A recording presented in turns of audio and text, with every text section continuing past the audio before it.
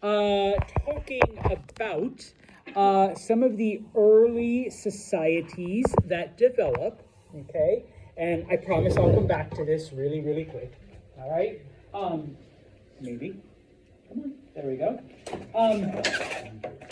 Pretty much every society that we're looking at, or at least these first four, developed near rivers, because rivers is where the water is. And obviously we need water for people, for plants, for animals. And so in order for these things to happen, okay, which is why these early civilizations developed next to rivers. Now, the first one, all right, was the civilization in Mesopotamia. You do need to know where Mesopotamia is. What modern day country? Iraq. All right, yeah, you guys will get that one right. It's a multiple choice. Okay, so yes, modern day Iraq. All right, and of course we talked about some of the things because remember the pattern. Okay, more food, more people, more food, more people, more food, more people, so that the ones that, well, let me back up, there is a food surplus, so that the people that can't farm, okay, they can focus their energies on developing other things and other systems that, you know, make life a little easier. And so we talked about some of that quote-unquote technology, and we will get into some of the more things, but probably the most important ones, number one, the wheel, okay, because, you know, Adna isn't starving to death, and because number one, don't have to hunt, don't have to gather, but number two, Adna's a really bad farmer, sorry Adna, but because there's so much food, Adna can focus on the things that she is talented in, like engineering, and develops the wheel, and builds wagons, okay? The other technological innovation from this time, of course, is using metals and figuring out that if you melt them down, you can shape them into things. And as the Mesopotamians do this, they are able to take two metals, and you do need to know the recipe, and they create bronze, which is stronger than those other two, and of course, becomes the standard for a couple thousand years. But what is the recipe for bronze? Tin and copper, all right, or copper and tin, however you want to list it, okay? And so, yeah, the Mesopotamians figure out that if you melt them down, mix them together, let it cool, it forms a much stronger metal. Now, of course, not everyone, okay, is this. We do see the development of commerce because, yeah, how am I going to get one of Adna's wagons? And how am I going to get, you know, this metal bronze? And so we figure things out, all right? We then, you know, begin to see the rise of social classes and different, you know, people. We have rulers, we have warriors, we have religious. And so all of this then, over thousands of years, okay, leads us to the creation of these complex societies. Now, we left off talking about religion, okay? Remember that the Mesopotamians, like most of the cultures that we will look at, and you know, need to know this P word as well, were polytheistic. They believed in multiple gods, okay? Because remember, religion was originally created to explain various phenomena of nature. And so obviously, there were sky gods, there were wind gods, there were rain gods, there were earth gods, there were river gods, and each of them needed to be appeased, okay? And, you know, we are going to celebrate them, okay? Over time, all right, the rulers of the people, all right, became allied with the religion, and so, yeah, you know, the king and his family aren't just there for whatever reason, but they were chosen by the gods. And you've already seen all the bad things that gods can do, so don't piss them off by pissing off the king. Okay? Now, Mesopotamians worshipped at the ziggurat. You do need to know the Z word. Okay? We imagine it looked like this because of the archaeological ruins. Okay? Now, one of the most famous kings of this era was a man named Gilgamesh. And I had to read this in high school. It is the oldest written story, okay?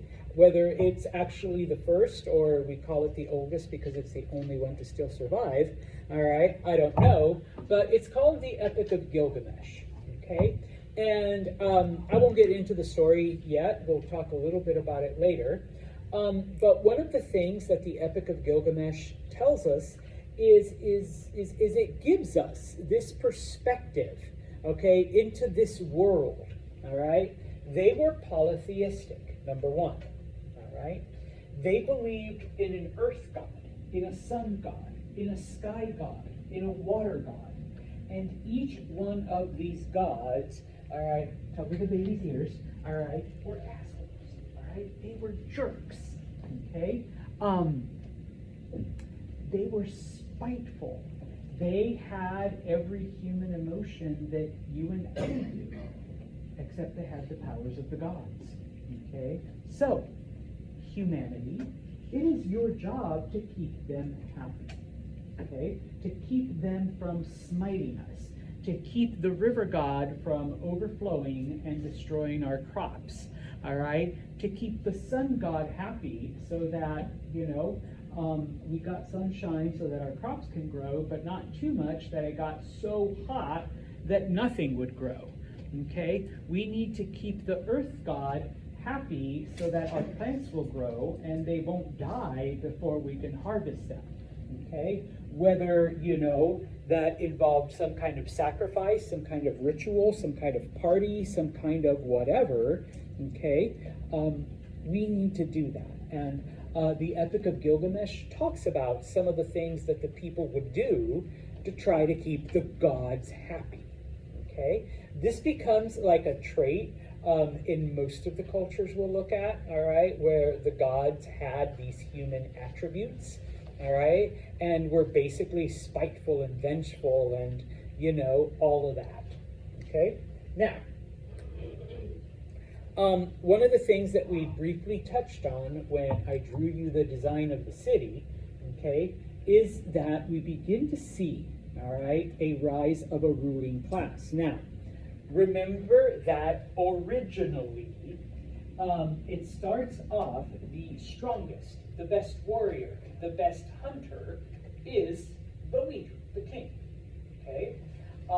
Someone wants to take over, you challenge him, you fight him. If you win, you become the new king. If you lose, you end up dead, but the king is still the king.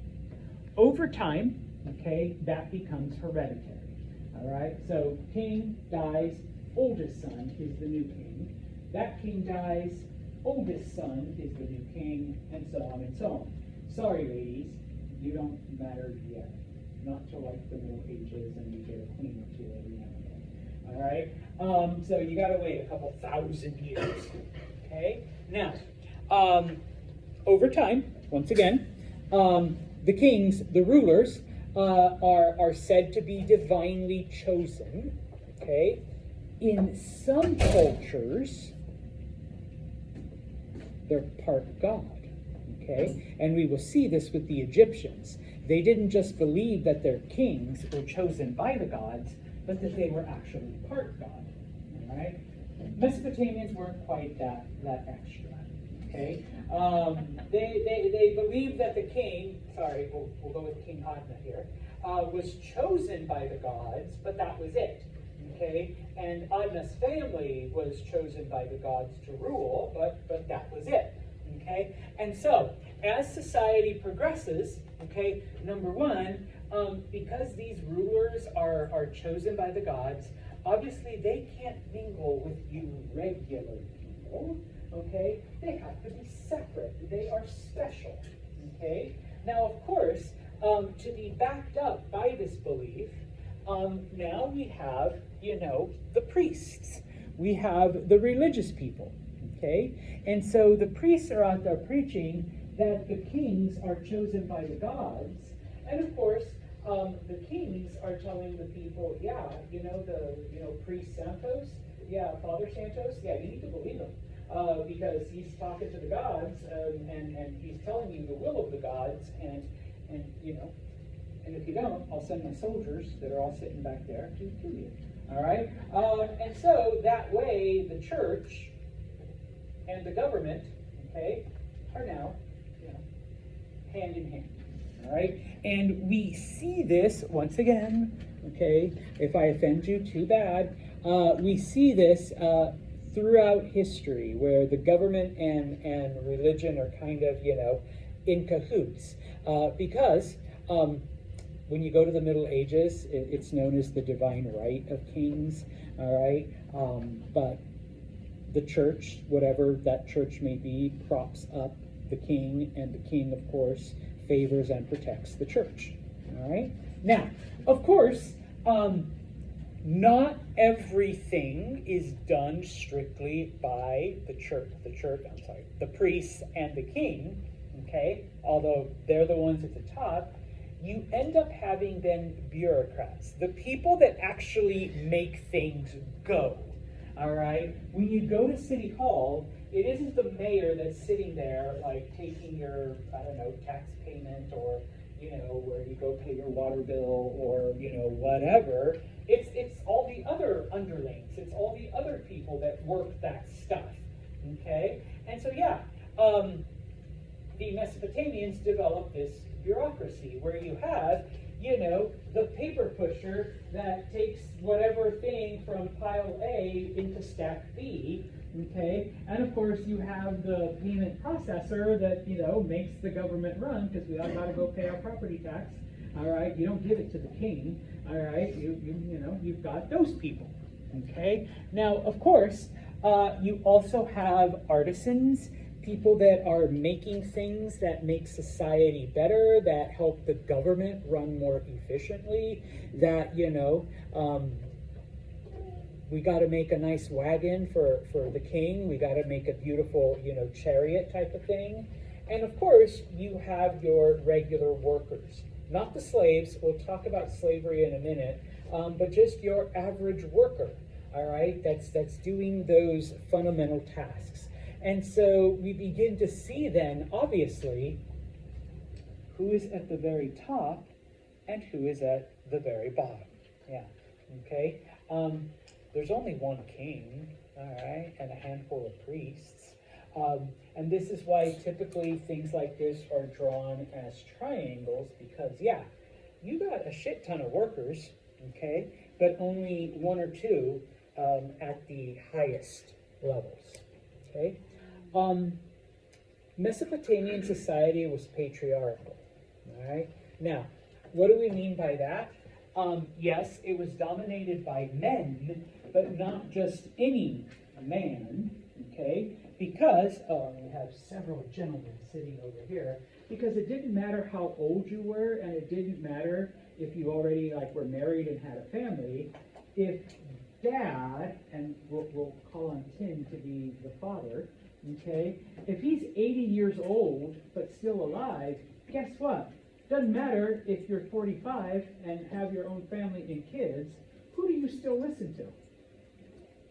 And you're like, that guy. Yeah, dad, all right? It was a patriarchal system, okay? The senior male still called the shots within the family, okay? And so, and this system basically lasts for several thousand years. Men were expected to maintain a family. Sorry, ladies, cook, clean, and make babies. That was your job. And if you could make those babies men babies, boy babies, that would be perfect. Okay? Why were male children preferred? They can pass on Yes, they inherited and passed everything on. It did not go to women. It went to your male children. Okay? So we need at least one of those. All right? And yes, it was the woman's fault if there were no male children born. Okay? Now, we'll shift gears because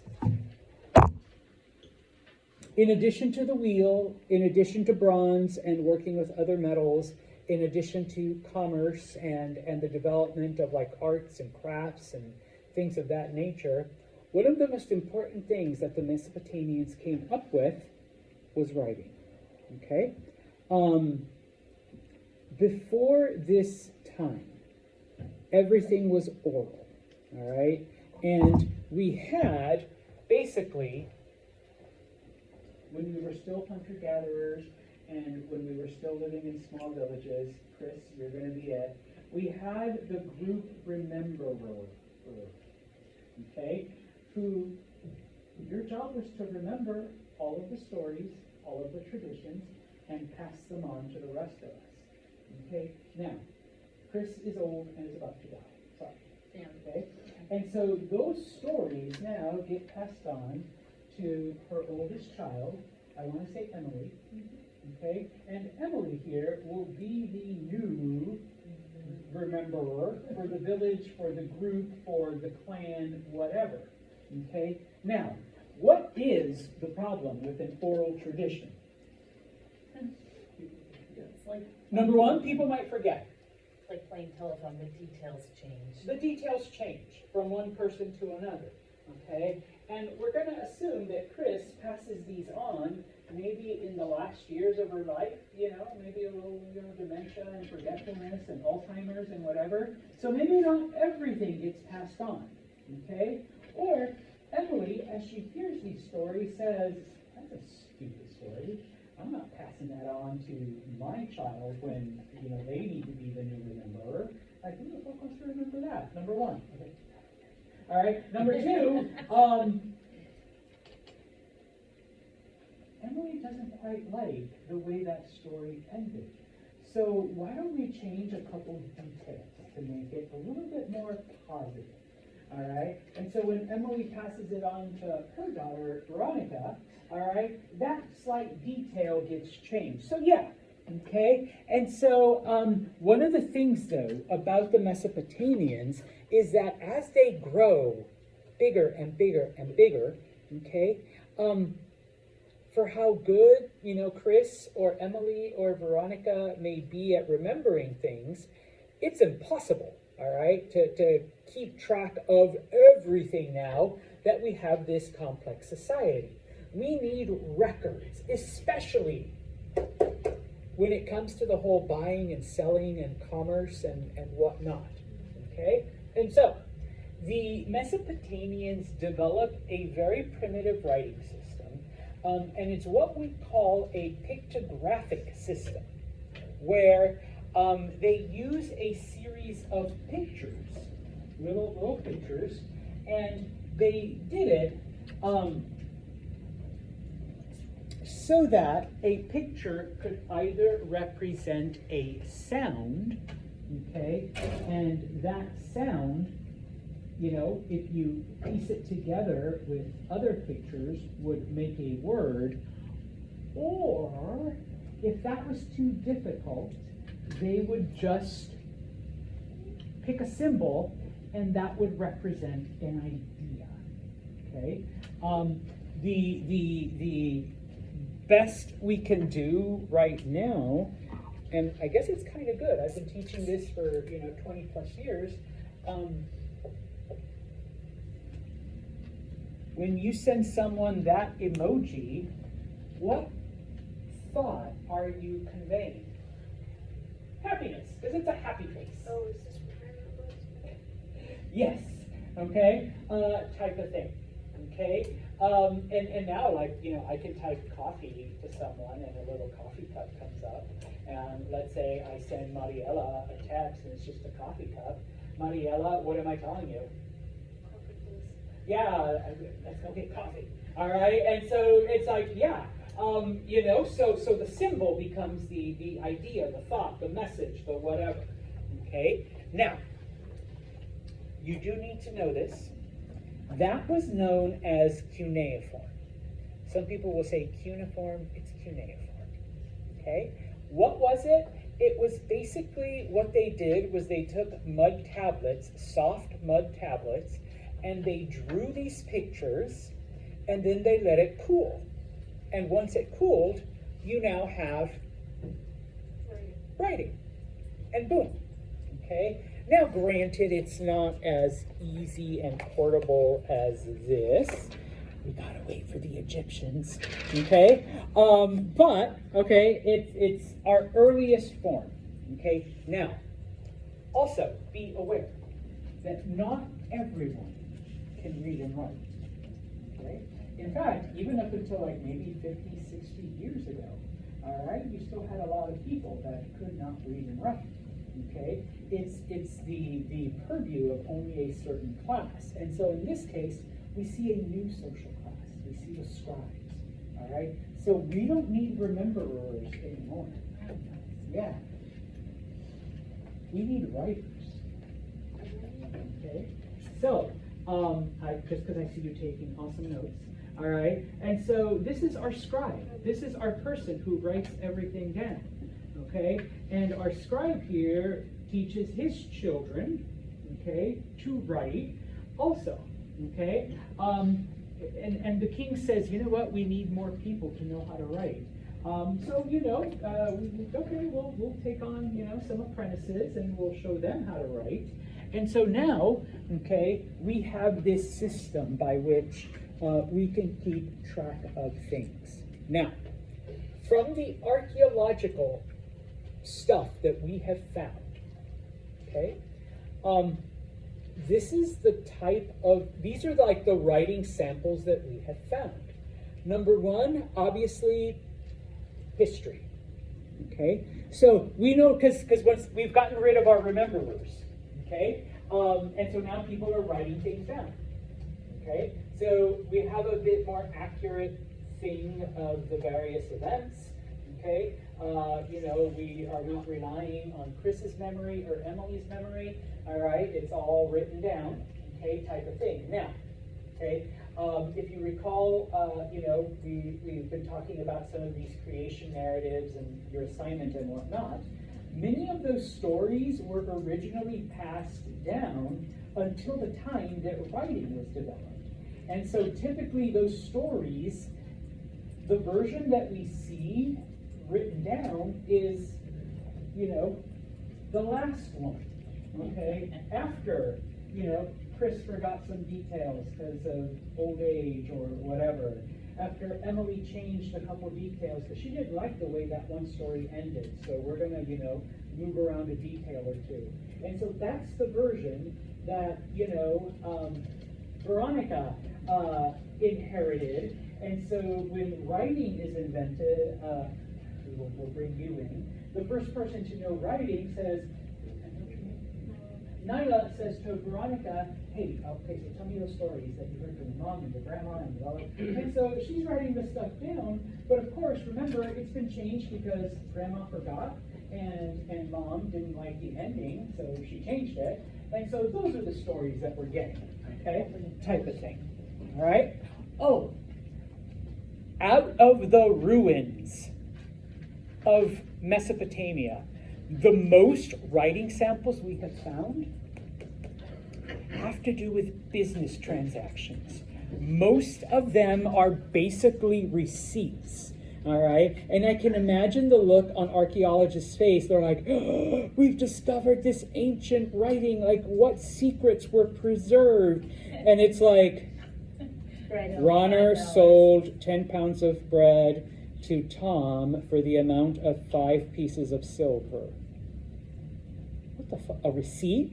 Like, grocery list. Yes, basically. Okay? Now,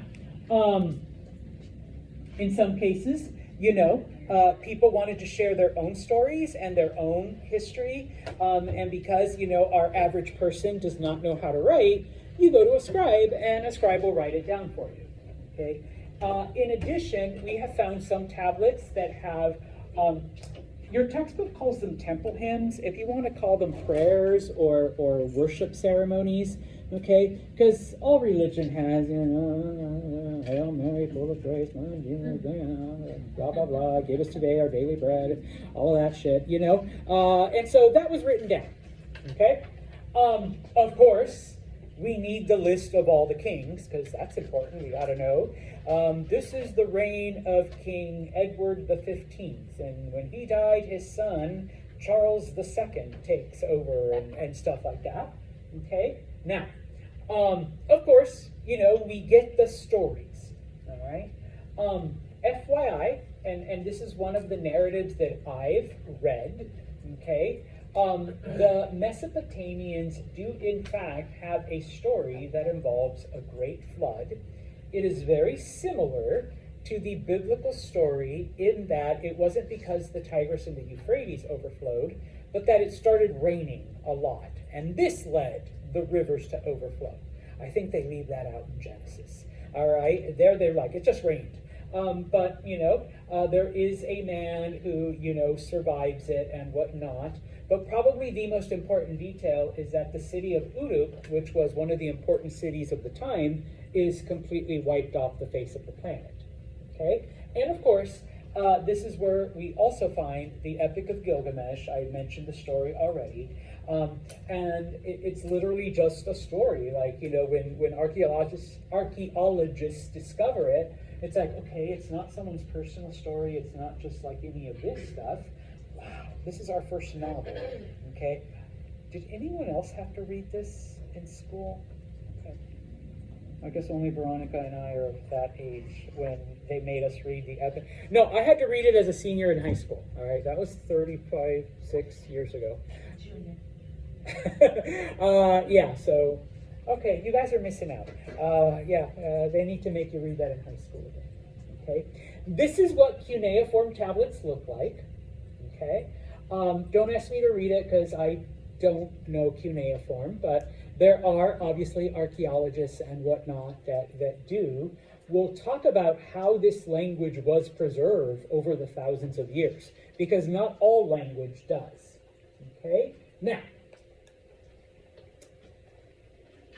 remember the way all of this happened, okay? People stop being hunter-gatherers. They unite into little settlements, and those settlements become villages, and those villages become towns, and eventually those towns become big cities. For the longest time, these cities, and we refer to them as city-states, were basically individual, government entities. They were their own thing. Over time, okay, these cities begin to unite, whether it's through conquest, through war, or, kind of like, hey, we're here, you guys are over there, we pool our resources together, we can, be stronger, we can be better, we can have access to more things, okay? Eventually, you get the formation of the earliest, I want to say, countries, okay? In this case, we're going to say kingdoms because that's who rules them, okay? The cities of southern Mesopotamia come together, all right? And they form the kingdom of, now, when I was your age, they referred to it as Sumeria, but now the accepted term is Sumer, all right? They realized that they had been translating it wrong, so I know. So it's not really Sumeria, it's Sumer. Although every now and then, Mr. Santos will call it Sumeria because it's hard to get rid of old habits sometimes. All right? The adjective is Sumerian. Okay? These are Sumerian ruins. This is a Sumerian symbol. Okay? This was a Sumerian piece of bronze, type of thing. Okay? Now, the cities of central Mesopotamia, they united as a kingdom, and they became known as the kingdom of Akkad. Okay? And so their adjective is Akkadian. People will talk about, this was an Akkadian city, or this is an example of an Akkadian sword, or, this was an Akkadian, ziggurat, and whatnot. Okay? Do I have it? Yes, I do. Okay? So the purple, Sumer, the brown, Akkad. Okay? What ends up happening, of course, is that one of the kings of Akkad, a man named Sargon, okay, he actually conquers the south. He takes his armies and moves south. He's known as the Great because he is the first conqueror, the first person to take a kingdom, look at another kingdom, all right, and say, I want that, okay? And he succeeded in conquering it. Now, it was the cities of Sumer, the cities of southern Mesopotamia, that had actually come up with all of this, including writing, all right? They were the ones that did it, so that when Sargon conquers the south, okay, architecture, literature, writing, the wheel, you know, like all of this other stuff. He's like, hey, you guys should have shared this, all right? And so the knowledge of bronze then begins to spread. The knowledge of writing begins to spread. The knowledge of like all of this other stuff, okay? And so that is like the first step, number one, in the secret of bronze, you know, being spread out to other places.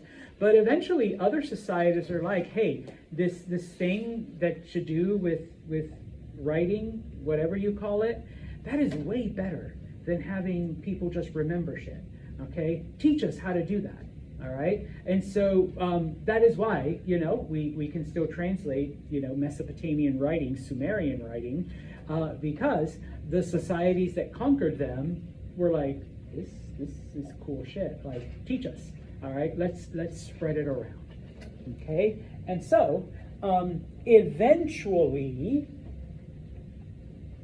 everything inside that brown line, eventually Sargon conquers all of that, okay? So this becomes like the first kingdom or empire or like, you know, whatever, okay? Like giant country type of thing.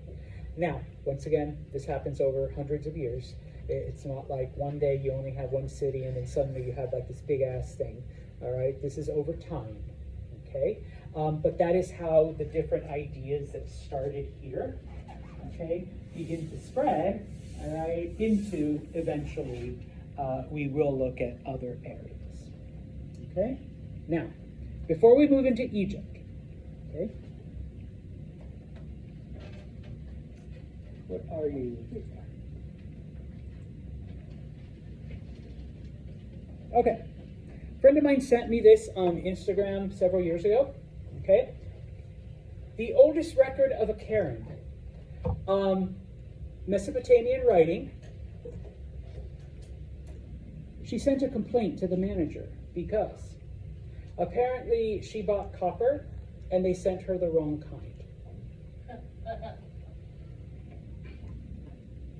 Imagine being an archaeologist studying this your entire life, hoping to find some, you know, hidden secret of the past, only to find a complaint about having been sold the wrong type of copper.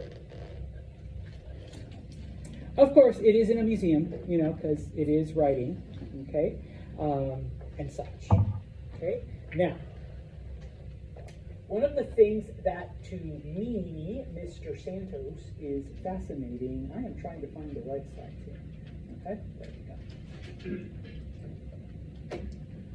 Don't start writing, because there's one more thing that the Mesopotamians invented, okay? They realized that they needed to keep track of things, okay? The passage of time, all right, was one of those, all right? How are we gonna like distinguish between the time when the sun is right there and then again, the sun is right there? Because they noticed that, you know, the sun would move across the sky, it would be dark, and it would appear again, okay? And so they were able to keep track of all of those things. Now, for timekeeping over an extended period, the Mesopotamians were the first to use what we call a lunar calendar. What do we mean by a lunar calendar? What is that based on? The moon. Does anyone know how long it takes the moon to make one orbit around the Earth? Let's just go with 28, yes, the actual percent, he's given us like the down to the last microsecond, but most people accept 28 days. Okay?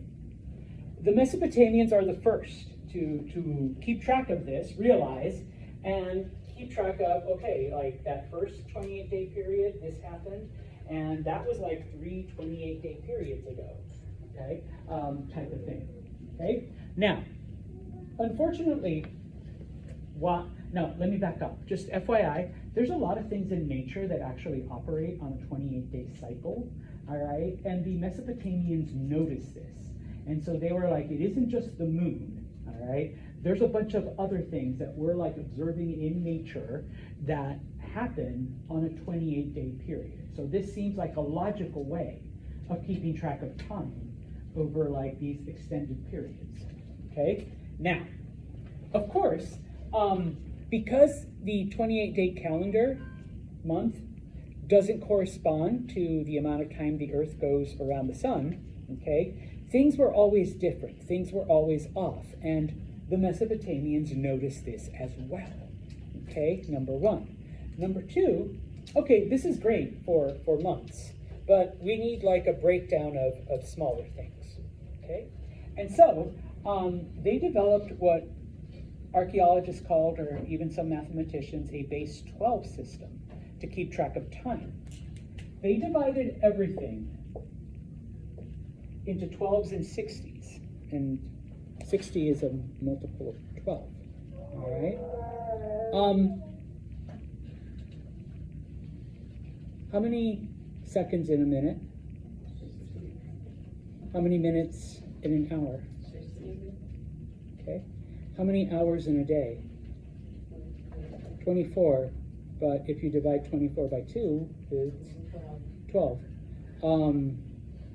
They realized if they broke up from when the sun appeared in a certain place or when the temperature was a certain way until the next time something like that happened, that it was basically a 12-ish thing, okay? And so they developed their daily clocks based on this, okay? How do we tell time today?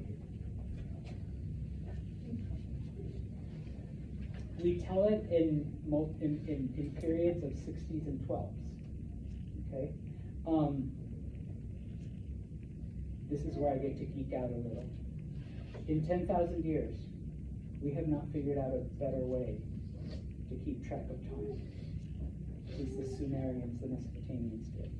Like, sorry, 8,000 years ago. Okay? Now, some people have tried, but there's, okay, I have an old school one, but those of you with like cell phones or Apple Watches or whatever, it still keeps track based on 12s and 60s. Okay? We haven't found a better way to fix it. Now, is it perfect? Actually, no.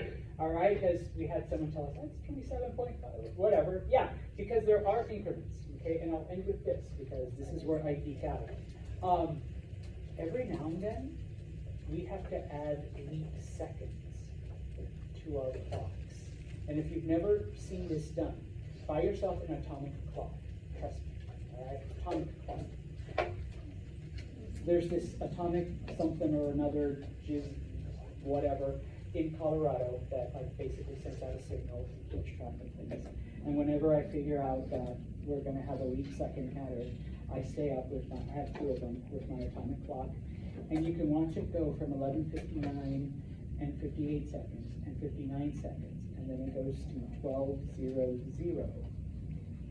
Normally it would go 01, 02, 03, but when they add a leap second, it goes 0, and then 0 again, and then 0 again, and 02. Okay, so it evens it out. All right. But that's literally the only adjustment we need.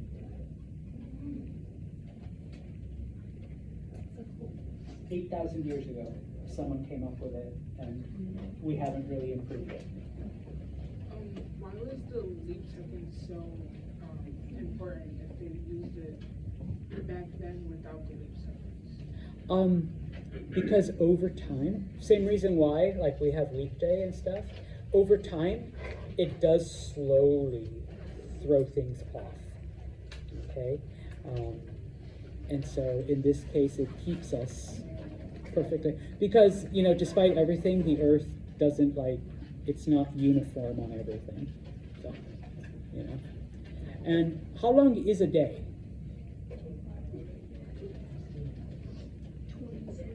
It's like 23.99 something.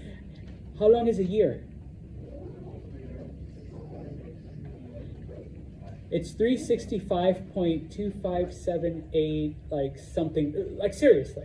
And so in order for it to even out over the longer, you know, what do we do every 4 years? We add a day. Anyone here born on February 29th? No? Okay. I've had students like that. All right, so you have an extra day, number one. But because it's not 0.25 exactly, it's like 0.25873.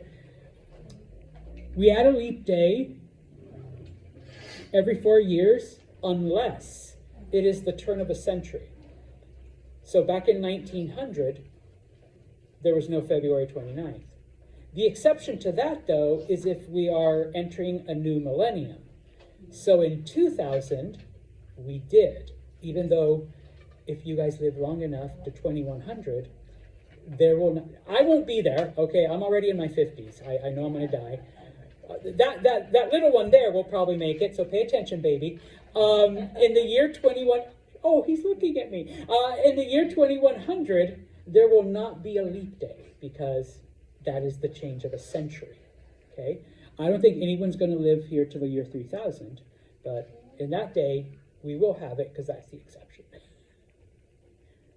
I know, I'm a dork, all right? But shit like that, is why I got into studying history and all this other weird stuff. All right? That won't be on the test. So